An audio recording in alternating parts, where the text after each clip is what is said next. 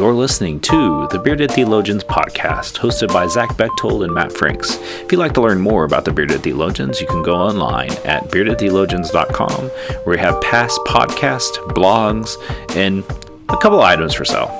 So check us out, beardedtheologians.com. Thank you for listening, and enjoy this week's show. You're listening to the Bearded Theologians podcast, hosted by Matt Franks and Zach Bechtold. And today we have a very special guest with us today. We have Dr. Jeffrey Mahan, who is recently an emeritus professor from Iliff School of Theology, a place that I went and got my MDiv and got to know Jeffrey there, and quickly became one of my favorite human beings on this planet. Jeffrey, thank you for being with us today. Oh, I'm delighted to have a chance to be with you. I've thought highly of the podcast for a long time, and I'm grateful for a chance both to talk about my book and to talk, more importantly, about how religion might be changing in digital culture. Absolutely. Well, before we jump into all that, would you let our listeners know a little bit about yourself? You know, who you are, where you're from, and what you're doing these days. Sure. Bill Cosby used to say I started out as a child. You never quite know where to begin these things. I did my own theological education at Garrett Evangelical in Chicago, and I was the pastor of inner city churches in racially changing neighborhoods for about 7 years. Before going back into theological education, I was on the Garrett faculty for a while, but spent the bulk of my career at Iliff, where I did a whole range of things, including a stint as dean.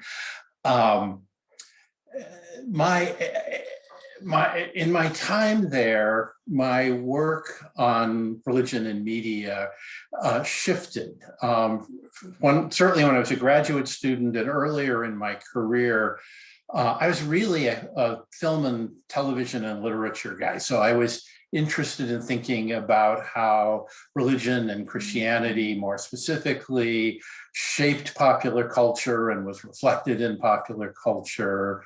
More recently, I've been interested in thinking about media, not just in terms of its content, but in terms of the way that the form of media itself shapes the way that we live in the world, the way we practice our faith. I love that. That's something I got to experience firsthand there at Iliff. And little did I know when I walked into your class that you had just a passion and knowledge for that very thing, how media, how religion shape the world around us. And out of really all of the classes I took at Iliff, that was the one that affirmed me the most in what I believe my calling is to be a pastor. And because that's I don't know, maybe often times and often in the church we're slow to get on board with what's going on currently. And from day one, you're like, nope, here it is. This is what we're doing and where we're going, and it's not going anywhere.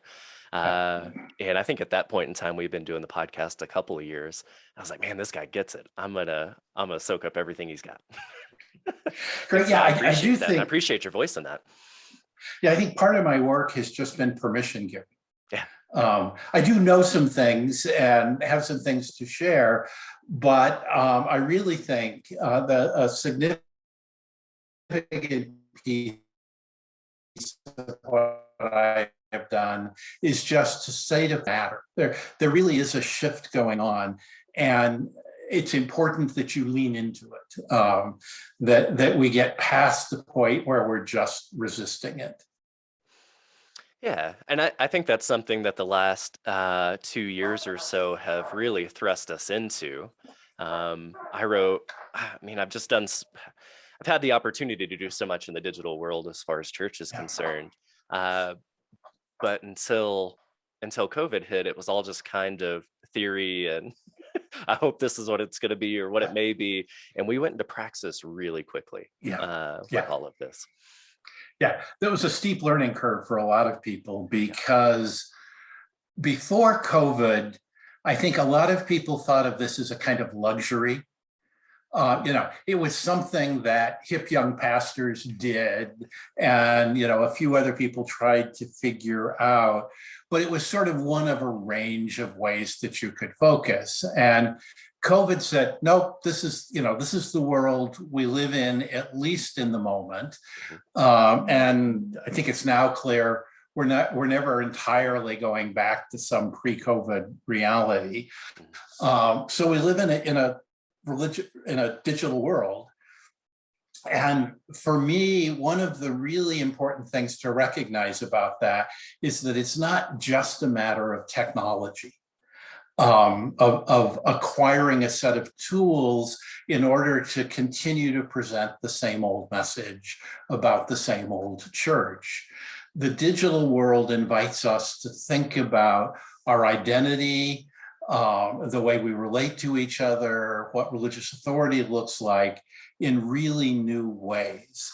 And so I try to get at that by talking about the digital as a kind of metaphor, rather than primarily as a technology.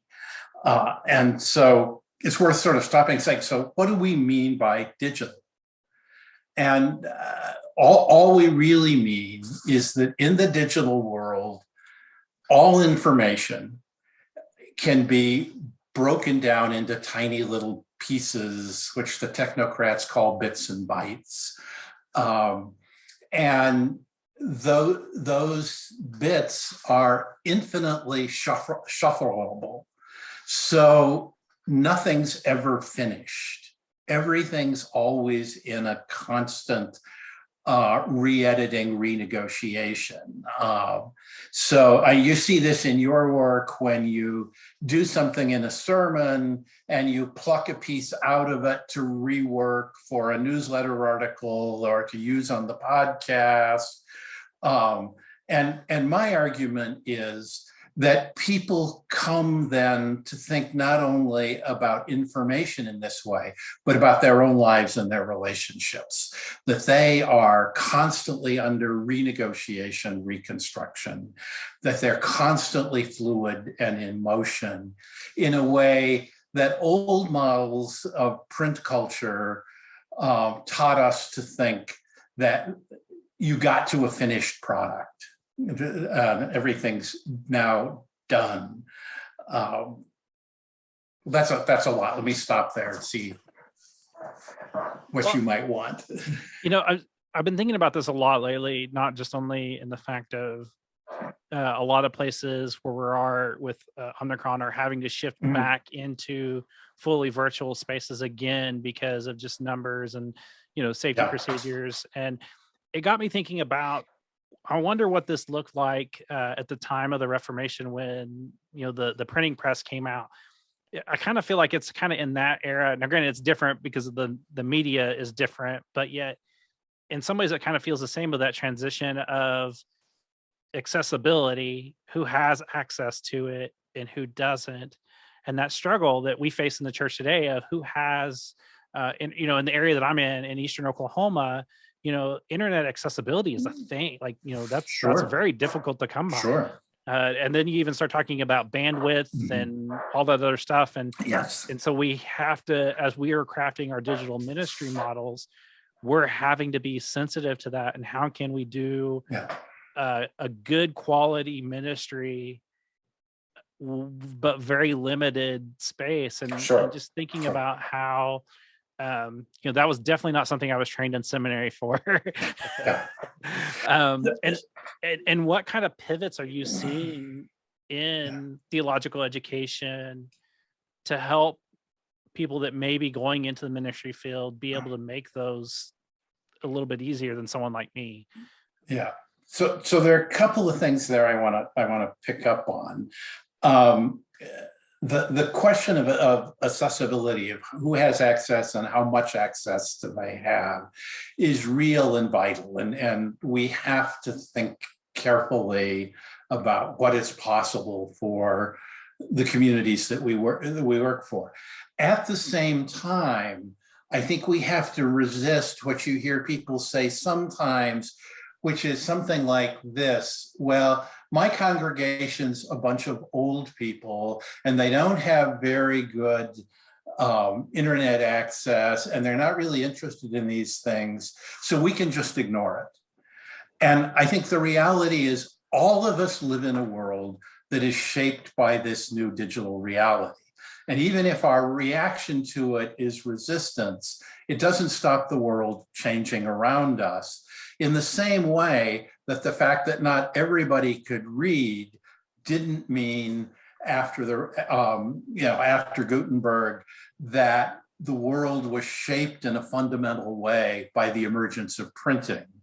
And everybody, even people who didn't yet know how to read, had to learn how to live and function in that world.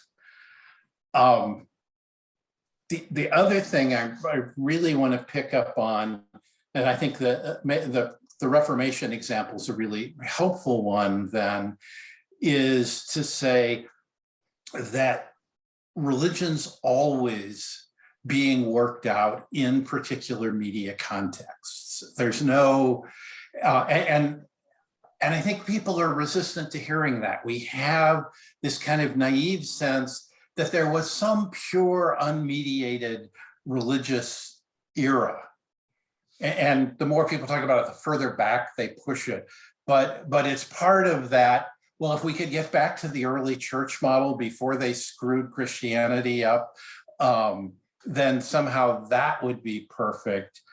And I think it's much more, I think part of what thinking through the digital helps us see is that religion, in fact, has always been more fluid than we thought. And that, in fact, living in a print culture that wanted to lock things down, in a sense, distorted our sense of what religion was like.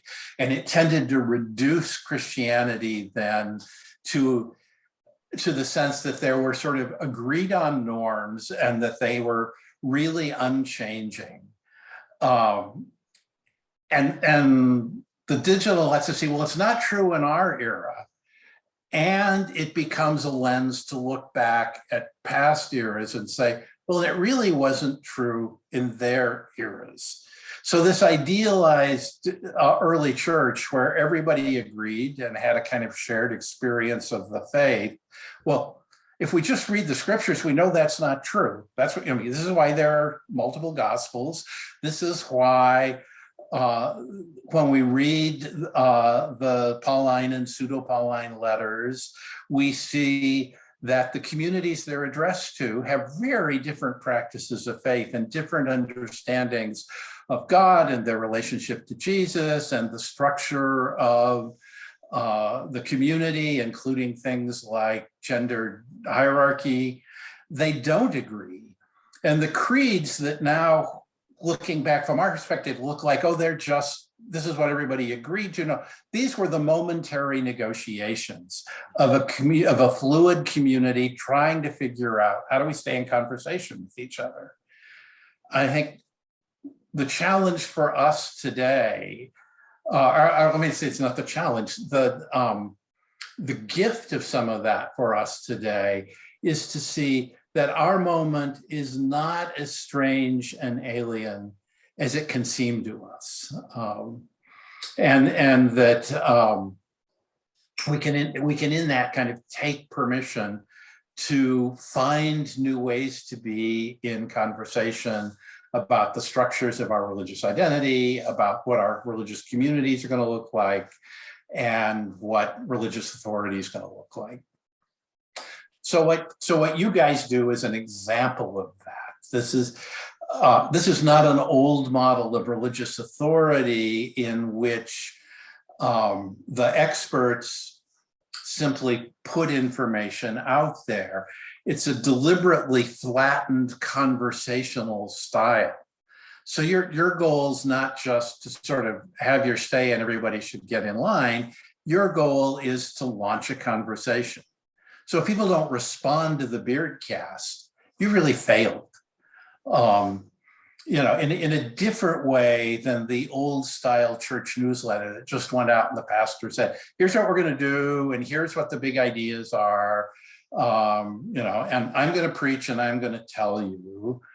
And then you can ask questions maybe at some point, but it's really about information flowing out from a center. You're involved in creating a much more kind of networked web of conversations that reflects this quite different understanding of what the religious life is going to look like. Yeah, and that's something we bump into constantly. I mean, we're starting year 6 on this thing, and in the church world, we like to look at metrics and how many people are doing this and responding and engaging and blah blah blah. And we found out really quickly with the podcast, we don't know. We really don't know what our demographic is, because it's really kind of from however early on people can download a podcast and figure that out, to however old they are, to we have anybody from youth to, of course, young adults, and UMW groups have used our stuff. And it's fascinating in that you're right, it's that little web of things. But when we've tried to go and get funding or grants or anything like that, the church world doesn't understand. Well, you got to have so many people. Yeah, that's not how this works. We're not overly famous people, so we're not going to get tens and thousands of people listening to this. But what we do have are, 200, 300, 400 people who engage us on a weekly basis, and we have the hope and faith that those conversations are then going into their friend groups, and we don't know. We don't know how many folks this does, but we operate on the hope and faith that it's out there, right? And Matt and I love doing it as a spiritual practice, and we're having the conversations anyways. But maybe I can speak for Matt, but I know for me, at least, it taught me to bring that back into the day-to-day church world of, we don't know where this is going. We don't know when folks leave our congregations or the podcast or, our digital ministries, whatever it is we're speaking into, who they then go and have the conversation with and how it impacts their life and the community around them. And it's taught me to let that go. I don't need to know. I just have to hope. I think that the sort of the model of church, of congregational life, that we were all acculturated into, assumed a kind of rigidity that really rested in kind of pre-technological rural world or urban neighborhood world that was quite stable. And so our vision of congregations is that they're made up of people who are mostly born into the congregation, spend their life as part of the congregation. Occasionally you draw a few people in, and you have very clear boundaries. This is why membership has been so important to denominations and congregations. How many members do you have? Things like the Beardcast don't have members. Right. And I don't think that's a problem. I think that's a model of a new form of religious life in which things that reflects this digital fluidity. People come and go, they network out. So you may be part of their network for a while, but not forever. And so in the old model, the local church or the pastor is the center. Everybody relates out to this hub, and we know where the boundaries are. And therefore, when people approach the church, it's very important that they make a decision. Either they move in and they become a member and they join the existing groups, and or they don't and they go away. And it's culturally inappropriate today, because the culture is a fluid culture in which people come and go, build relationships, and some of which are quite transitory. I think the church has to better learn from the kind of public moments of religion. So I think of things like when John Lennon dies and tens of thousands of people show up in the park and they sing his songs and they light candles, and there's a kind of significant moment of public mourning. Now, those people never come back together. It's not that they're an ongoing existing community like a congregation,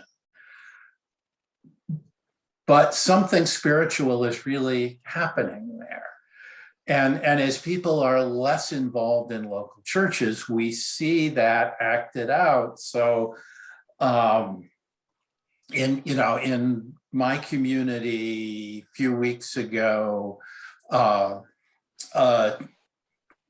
child was shot outside a middle school, and there comes this kind of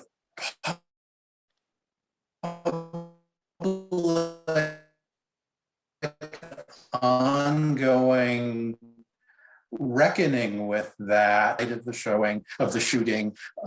They burn candles, they bring teddy bears, which seems to become the symbol for around dead children. They sing songs, some of which are religious and kind of part of their traditional religion heritage.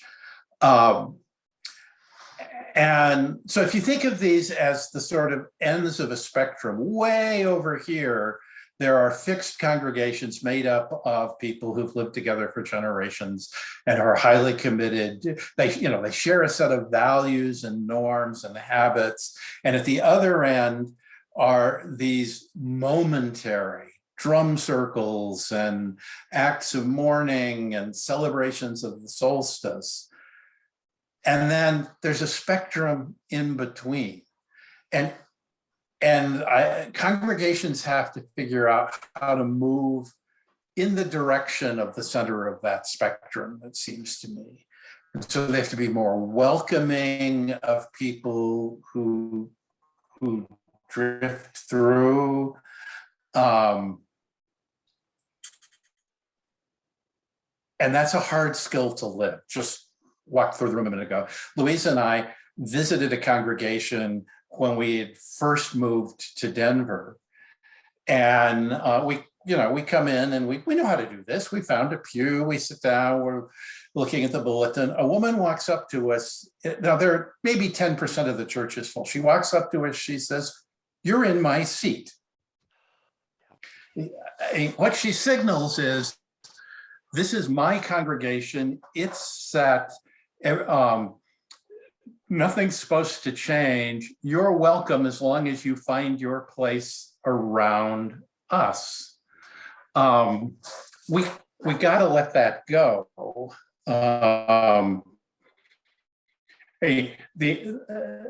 The way pastors are too sophisticated to say that, but we've all heard pastors say on Christmas or Easter to their many visits, it's such fun to have you all here and sharing this, but they say something like, we do this 52 times a year.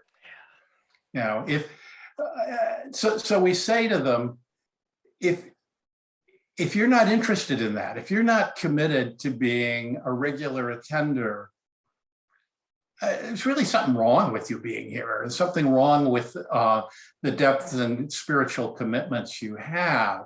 What if we begin to think, no, this is a real spiritual moment for people, and it may not have the structure that it has for people who do come a lot, but what if we decide we're going to welcome that? We're going to create moments. The kind of pub theology movement is an example of this effort to create kind of drop-in church space, come, be part of the conversation, take what's useful to you. Nobody guilts you about whether you're going to be here the next time or not. And I think we're just beginning to try and figure out what it looks like to create those structures. And I do think it's an institutional problem because the institutional church is really anxious, and it has good reason to be anxious. It's had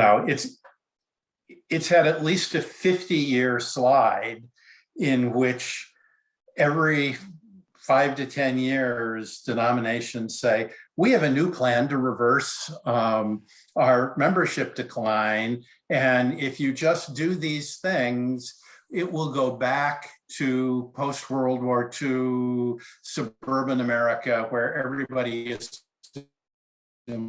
they're supposed to be part of the church, and churches will look like they looked then. And I think part of what faithfulness looks like today is for us as leaders to manage our anxiety about that, including managing our anxiety about our relationship with the institution, in order to say, we're going to keep doing these new things. And we know it's hard, and we know you can't quite see where we're going. And to find a language to talk about that. And in fact, we have good biblical language to talk about that. I think the Exodus is an important story right now, that God is taking us to a new place we've never been to. And Moses is leading the people to a place he's never been. And he has a confidence that it is, in fact, the land of milk and honey.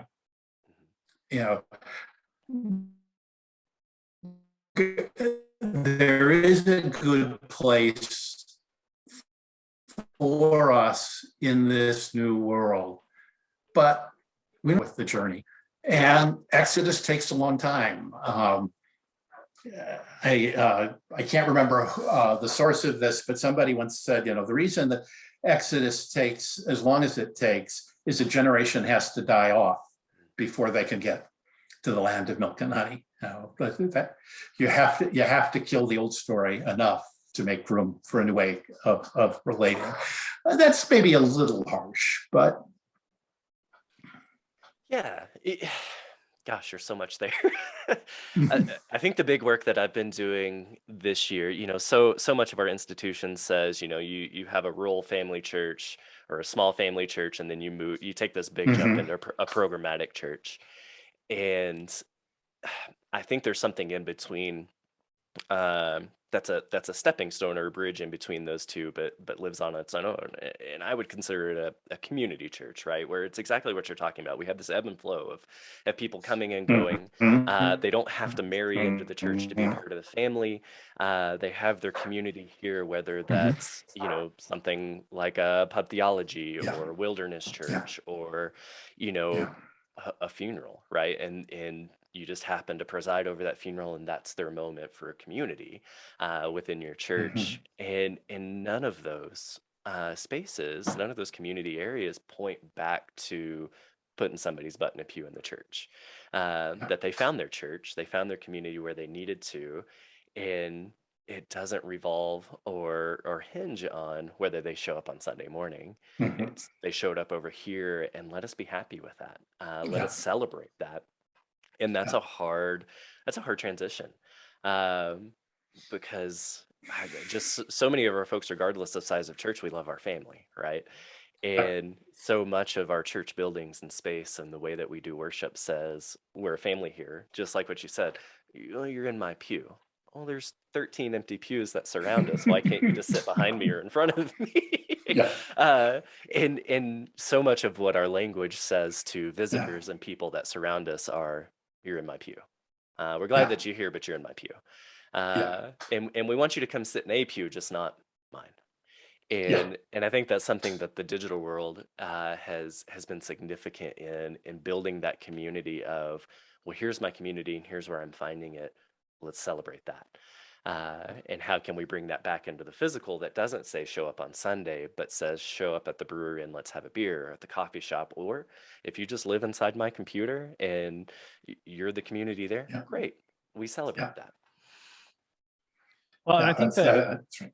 I think one of the things you kind of were touching on, and I think it's a thing that Zach and I both struggle with, is metrics. And we have these metrics that don't fit into the digital world, the digital spectrum of, a good example for me is in my congregation, I have a family of 4 that logs into Facebook every week, and they make their brunch, and they have worship with brunch, and it's a beautiful thing. And that's the way they feel connected. And they're doing that because they have a daughter who has an autoimmune disease, and it's safer for her. It's safer for them to stay at home than it is for them to be in public, in a public space like ours. I mean, they risk it enough going to school. Why risk it in worship? And so when you see that view from them, it only counts it as 1, when in reality it's 4. And unless they chime in, unless they log in and say, hey, we're here, we can't use the old metric of saying, in physical space, it's easy to see, well, there's the family of 4.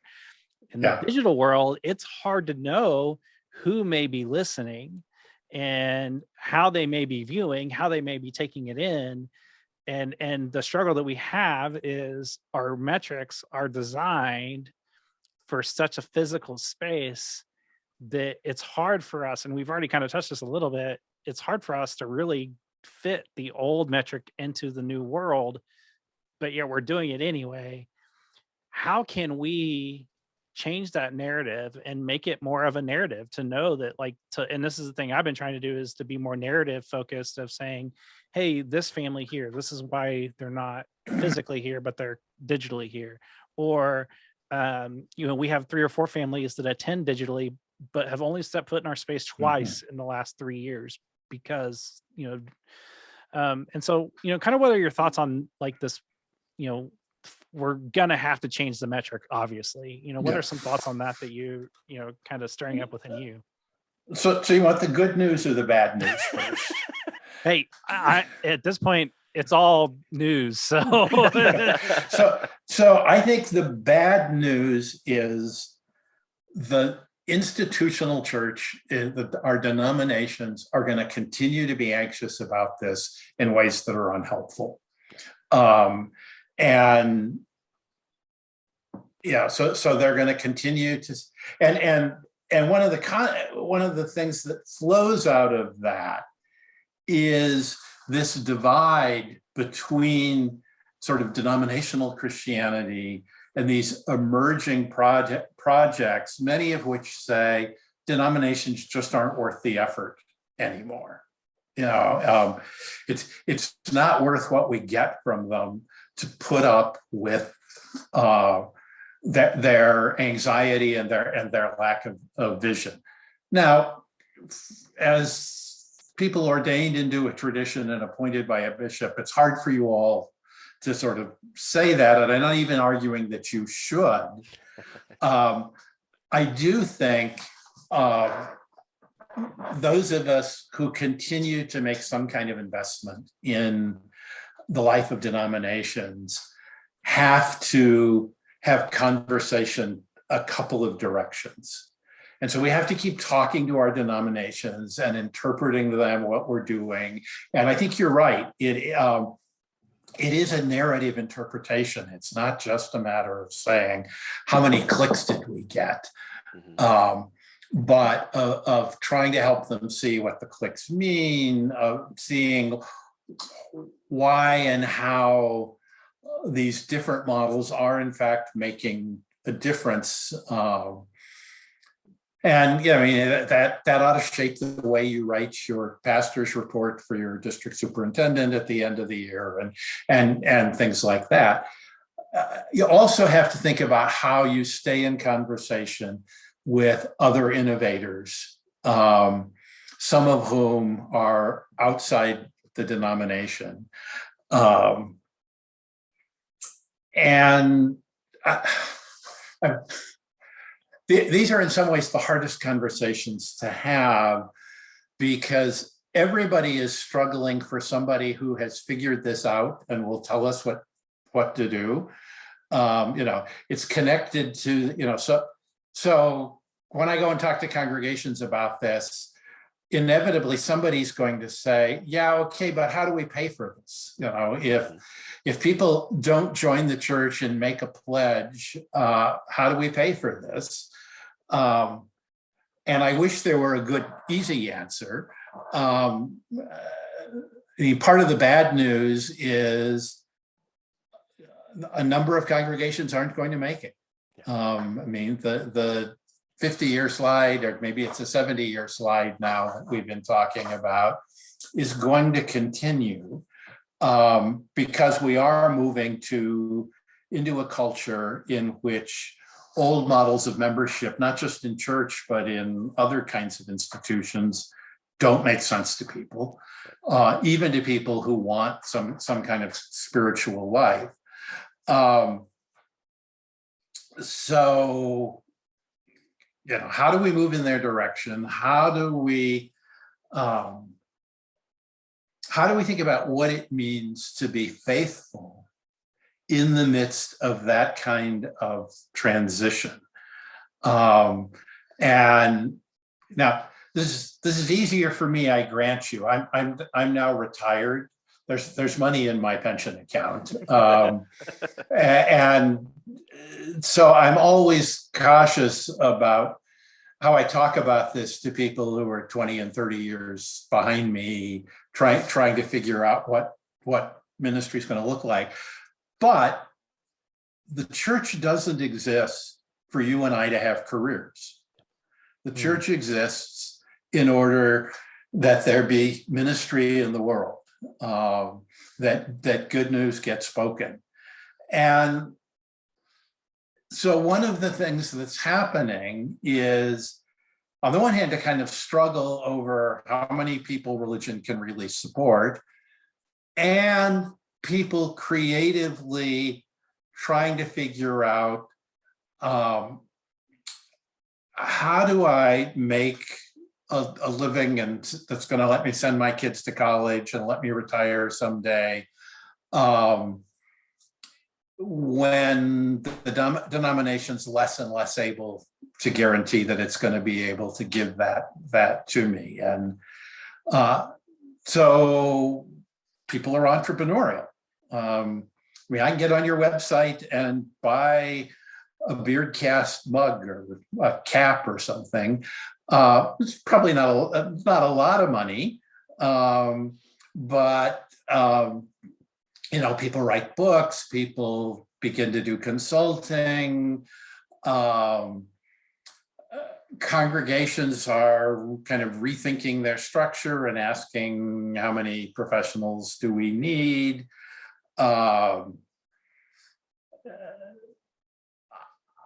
Certainly bivocationality. So we see more part-time pastors. The challenge of that is it's really hard to be creatively engaged in ministry a quarter time while you're working a full-time job at something else. I think the more interesting long-term productive efforts are the people who are figuring out new ways to undergird ministry. But what that's going to look like, there is no blueprint out there. We're all trying to figure it out as we work along. And I say sort of casually, so there are going to be fewer congregations. There are also going to be fewer theological schools, where I spent most of my career, because we largely haven't figured out a model of theological education that doesn't rest on an economic base that presupposes if you go to seminary, you're then going to have a middle class job in the church for the rest of your career. Mhm. And so all of that is shifting. It's hard not to be anxious. It's not particularly helpful to be anxious. And so we try to manage our anxiety. We try to manage the anxieties of our congregations that certainly feel this as well. But not by denying that there are things to be anxious about, but by living into a theology that says God is with us in the midst of this, that the God who did a new thing in the fluid past is going to do a new thing among us. Increasingly, the Holy Spirit is important in my own theology, because the Holy Spirit is God at work among us, God in the unfolding life of the community and of people.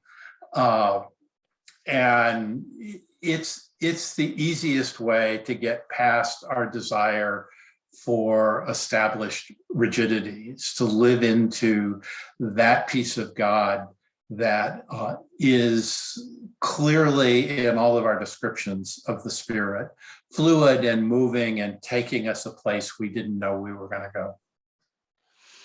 I love your attention to or just naming probably the reality of the bivocational piece for pastors. Yeah. I've well, for the last 6 or 8 years, I've essentially been bivocational as a full-time pastor, either a 3-point charge or 2-point charge, or in my current appointment, half my salary comes from the conference because I work for the district and I pastor my church. And for me, that's been incredibly freeing. And letting go of, well, I'm gonna have this guaranteed appointment for the rest of my life, and I'll be able to retire out of this. To, well, how do we be creative and do what I'm called to do in ministry, and be creative on how I do that and where I do it. And I think it's going to be something that that we're all going to have to think about in at least my lifetime, as we head towards retirement and things like that. But for me, it's been incredibly freeing, and being able to have some irons in the fire, and to think about, well, how can I make this calling as a pastor work, and not just be so rigid that it's this and it's a single appointment and it's in this part of the country, but how do I open myself up to do exactly that, hear from the Holy Spirit and see where God's at work around me, and live into that, and not be so stuck in a model that just, it's not going to be, it's already not a reality, but it's definitely not going to be a reality in 25, 30 years. Yeah, when in the mid 70s, when I was getting ready to go off to theological school, my pastor had been a tool and die maker before he went to seminary. And he told me about a week before I left for school that every year he paid his union dues. So it wasn't very expensive because he wasn't really working, it cost him $100 a year or something to stay a member of the union. And he said, I do that as a reminder that I practice ministry because it's a calling, and that if it stops being a calling, if I stop feel like I'm being effective, I have something else to do. He retired from ministry years later, but he paid his union dues because it reminded him of something. And again, not easy.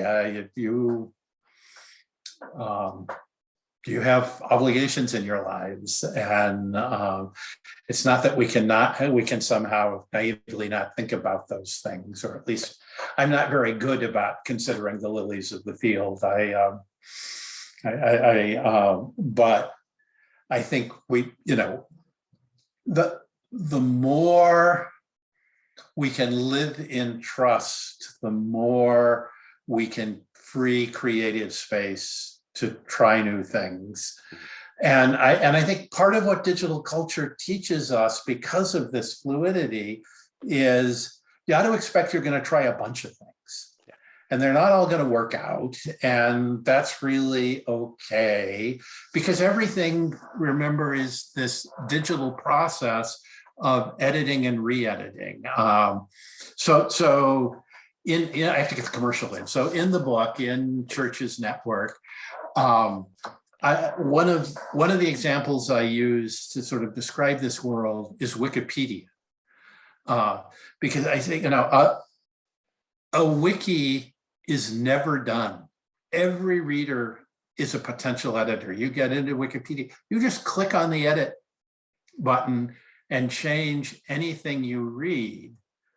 And so if I write a wiki and Matt gets on and reads it and says, well, that's interesting, but it's not quite right. Let me, and he plays with it for a little bit.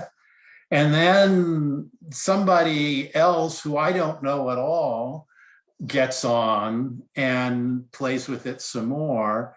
And in the end, all of those old categories that are important to people who are academics about authorship and, this is my work, are out the window. I can't point to a place where the wiki is finished. It might constantly be redone. It's harder and harder to say, this was my piece of it. And it really works against the logic of the wiki to want to do that. I think the wiki's about that process of community discerning in a kind of conversational space that tries to talk about something. So if we believe that, then we try lots of stuff. And some of it is really useful for a season. It's these moments of community mourning. Some of it builds communities that last for a longer period. Some places, communities are going to continue for a very long time. But we're in a world that encourages all of that and in which all of it is in flux and changing. And so there's a kind of permission giving in that. Right. So we've just come through New Year's. You guys did a little reflection on how we think about that and whether it's useful to have New Year's resolutions or not.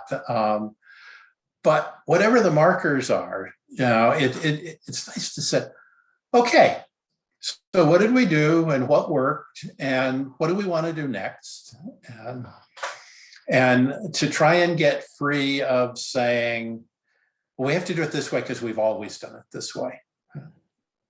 Well, that's what I really appreciated about just going through your book is that web that you connect with all of the folks who are doing ministry, building community, whether it's, Jerry at After Hours when he was there as it continues to go, right? Yeah. Or Nadia there and how she's transitioned. You threw a shameless plug in for us and what we're doing here in the podcast. But I loved that idea. Like you say, it's the wiki of it all. We're taking the pieces here and there, putting them together and trying to build these communities that may or may not last forever. And let's be okay with that. Let's see how these live and breathe and thrive in the moments that we need and how they build the network when and where they need them. And let's let them go, instead of hanging on until the bitter end and we're just dying and frustrated and grieving to something that died 50 years ago, right? But just that, like you said, the whole thing of permission giving, right? Just you have permission to go and do the thing, and if it works, great. If not, go do the next one. It'll be okay. What we're called to do here, whether it's as pastors or as people, whatever it is we're called, it's not a rigid calling. I fully believe it's a living calling, and it's it lives and breathes just like you and I do, and has that ebb and flow and the ups and downs in such a beautiful way. And I love thinking about that as the network and how we're all interconnected in that. Well, and that's the fun thing about this, and especially as like this is a podcast, and the work that we're doing today with you, this is something we could talk days about this stuff, and just I've been taking notes and kind of like mental notes too, like about some things to think about and just to have conversation about with my team as we continue to navigate how to do ministry in this global pandemic that's definitely forced the church to go in a direction nobody was ready for. And I think that even someone like me who was semi-ready, kind of doing those things already, was still not as prepared as they would have loved to have been. But I think that, one of the things you had said, you highlighted the idea of the Exodus, and, that Moses led through with the understanding that there was going to be something better on the other side. What that looks like, he doesn't know. He just knows it was going to be something better. And I think that's, if we can keep our eyes on that ideal, that there's going to be something better at the end of this, at our end.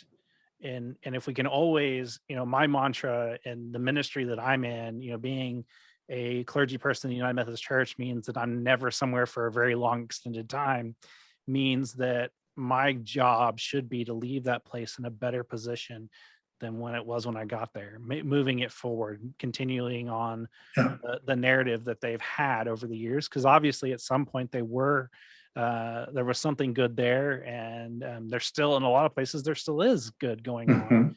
How can we continue that? And even as the things change, whether it's virtual or in-person gatherings not being what they once were, and then we won't even talk about hybridity and how do you handle the hybridness of church as we're shifting in that spectrum. But it's going to be okay. And I think that that's the thing that we need to hear as clergy. It's going to be okay. The journey is not going to be easy. However, there is something better on the other side of this. And I think with your book, I think it will help people as they dive into that a little more, ministry teams and, however your whatever structure you are, our listeners, I want to encourage you to dive into the book a little bit and use it as kind of that beacon of hope that there can be more.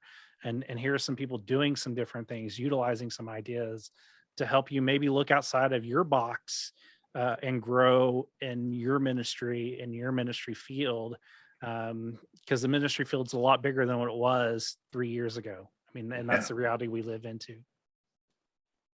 And so, I definitely thank you for your time today. And if you want to pitch the book again, so that way we can direct our listeners to it. Sure. The book is Church's Network, Christian Life and Connection in Digital Culture. I'm Jeffrey Mahan. And it's a Roman and Littlefield Alban Institute book. And I sent Zach a flyer, so he's going to post a code so people can get 30% off if they'd like to order the book. Yep. Yeah, we'll have that code all over our social media and website and everywhere this podcast goes. So look forward to that. That's great. We'll just have a little mutual promotion going on, and that'll be good. Absolutely. Guys, this has been such fun. Thanks for having me. Yeah, thank you for being on. Like I said, it's been a long time coming. I've appreciated you as a teacher and human being for a long time, and so glad you agreed to spend some time with us.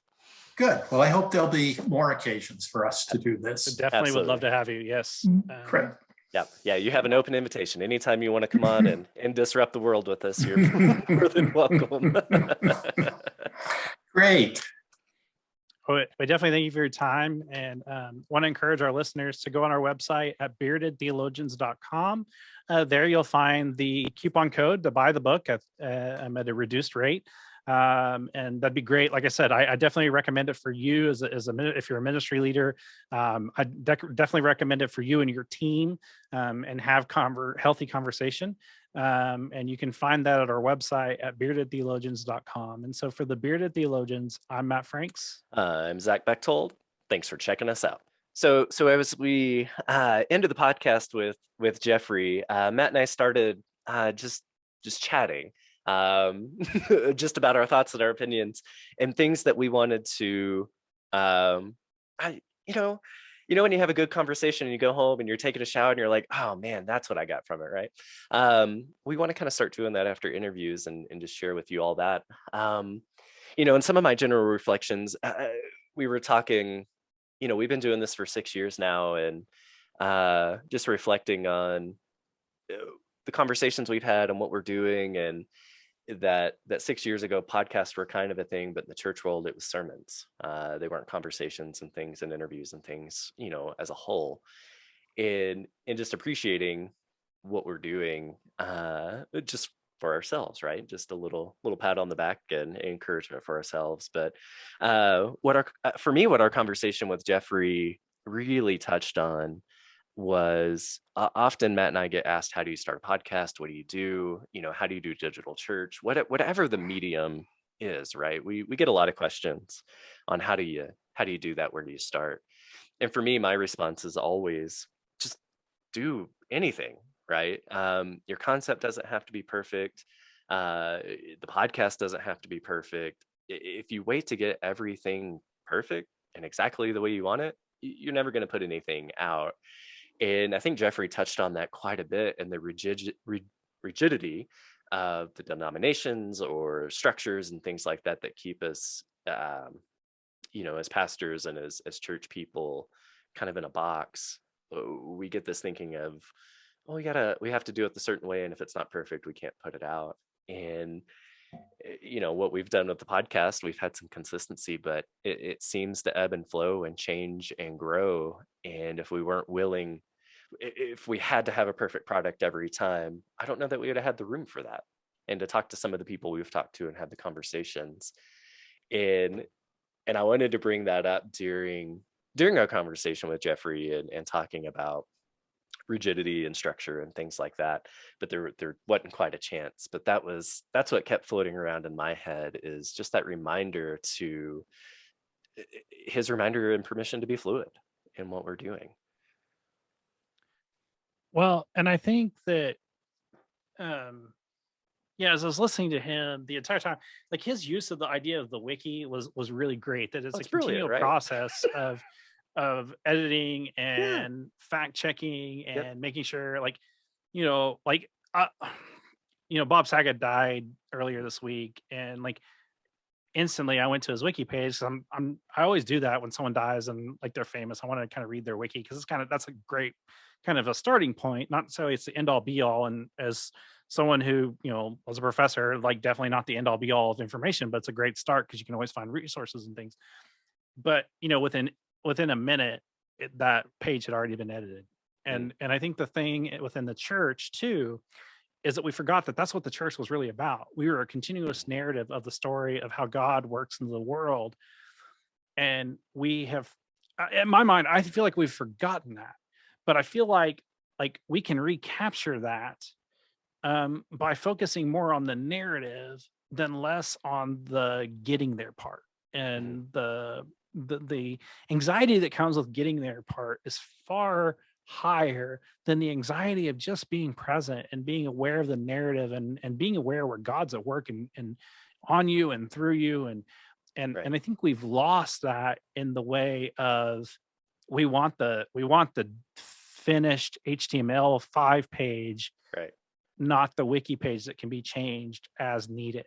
Right. And I think that's something, as you're working with your teams, or, as you're, whatever you do, however you're doing life, right? Yeah. I think if we can look at it as more of an edit than, continuous edit. So very basic Methodist theology here. We're on a journey working towards perfection. It's not that we have it perfect now. It's not that we hit publish and it's perfect now, but we hit publish with the intent of editing as we go, because we're going to learn and grow as we move forward. And I think that he was very Wesleyan in his approach on that, Mhm. using Mhm. the wiki, because it is very, Yeah. I feel like we have lost that idea of the edit Mhm. in faith. And Right. um Well, you know, and we spent so long, right, having to be uh all together, right? yes. That if you're going to be a Christian, you have it all together. If you're going to go to church, you have it all together. And there's plenty of really unhealthy theologies out there that tell you, well, if you didn't have it all together, you didn't have it anyways, or you're just backsliding, or you're this or that. And that's something I appreciate, and truly why I'm Methodist is we acknowledge that journey, that there are days that we hit the F it button and move on. Yeah. Uh, and there are days that we don't want to, and we can claim that. We can claim that and still have a relationship with God. We can claim that and still be surrounded by love and grace. And we can claim that and still be human. And yeah, I think you're right. I love that imagery of the edit button. Um, I think a lot about we're 6 years into this thing. We've talked about a lot of stuff, and each week we're like, oh, we've already talked about that. I'll talk about it again, right? Let's Well, and hit the sometimes edit we button and see do. where we went. Yeah. Yeah. And sometimes we do. And what's really funny is, I'm going to be honest, like, so here's how the sausage gets made. We never go back and listen to what we said before. We just know that we talked about it, and we're going to talk about it again. And, Right. more than likely, we're not going to go verbatim to what we said before. Oh, If we do, there's a whole other, sure. to me, that's more about performance than it is about what Right. we are intentional about this. Right. Our intentionality about this podcast, first off, is to model what healthy theological discourse can look like, but then to also be willing to be a primer for a larger conversation. Hmm. Whether that's you're listening to this with a group, or you're listening this with by yourself, and you have you maybe you have someone, a spiritual coach, that can help you discern what it is that the Spirit may be leading you to say. And I think that those things can really grow if and I loved his use of Moses, and Hmm. is that we have to be willing to trust that in the end it's going to be okay. Yeah. Yeah. and Well, and I and think, and yeah, go and ahead. that and that the worst thing is not the last thing. Right. I know that's, Right. I mean, Well, and I think that's where the network comes in, right? That it's not one singular voice in our lives, and that we build network and community around a variety of things inside and outside of the church that help us um, that help us evaluate things like scripture and tradition and reason and all of those things that we put into this. And if it's one singular voice, we're not hitting the edit button. We're living into that rigidity. Um, or if we're unwilling to hear, if we're unwilling to grow. Uh, and yeah, I don't know. I think there's a lot of value uh, to this idea of life and spirituality being a wiki page, and should be. I mean, we shouldn't be and believe and think verbatim yeah, what we did 10 years ago or last year or 6 months ago. And we shouldn't sit in this notion that if in 6 months from now, if everything is exactly the same, that we're doing great. I don't know. I don't know about that. well, and I think, At least not with the willingness to say and evaluate and be honest, right? right. Well, and I think too, one of the things, and I was thinking about this today, with talking with him, um, is that we have to be willing to try, and we talk about that a lot. Hmm. Um, and I think where the church gets it wrong is they're too afraid to try, Yeah. for a lot of reasons. Well, how many Um, how many folks have we seen in the last 6 months do away with digital ministries, oh yeah, or do away with the hybridity of worship? yeah. Well, and that's the one thing I think we have to um, lean into harder, is that we are in a world of hybridity. Mhm. And maybe that will be his next book. I'll let him write that, or whoever else wants to write it. Just note me in it, and I'd be glad to talk about that. I've been studying hybridity since I was in seminary because it's been interesting to Mhm. me. as a hybrid person. I mean, I really am a hybrid person, a person who has white family and a native, but really feels connected as native roots. You know, I'm definitely a hybrid and recognize my hybridity. But I see that in the church too, that we're now in a hybrid world. And I found myself seeing that on Sunday. You know, I now tell people when they're speaking that the camera is a person and that's a third person. You've got to look at the camera. Kind of reminds me of that time we did that thing and I was told I got to look at the camera. Oh, yeah. Yeah, remember that thing? Look at the camera more. But you learn to groove. You hit the edit button, you learn how to look at the damn camera. Yes. Or we do 50 takes because I can't look at the camera because I don't know what to do with my hands. We want to thank our listeners for listening. And, you know, we'll provide this as a space to unpack and kind of just have continual conversation. We don't want to eat up more of your time because this could actually be like part 3 of this podcast for this week, or part 5, 6, however you want to unpack that. Yeah. But we want to encourage you to go to our website at beardedtheologians.com. We've got a lot of great content, and you know, there's a lot of great content up from the past 5 years that would just be great to listen to, and would encourage you to listen to it. And so if you ever have time, you know, give us a listen. Also, please, one of the things that helps us get our podcast out there a little bit more is like and share us, but then also give us a review on our wherever you're listening to the podcast, however you listen to the podcast, because depending on your platform, also depends on, you know, if the more you like it, the more it gets out there. And so, you know, please feel free to do that as well. And so for the Bearded Theologians, I'm Matt Franks. I'm Zach Bechtold. Thanks for checking us out. I want you to subscribe and like this video and push that thumbs up. Thank you for listening to the Bearded Theologians podcast. Don't forget to like, subscribe, and share on all social media outlets. You can check out old episodes and more information at beardedtheologians.com. Thanks for checking us out.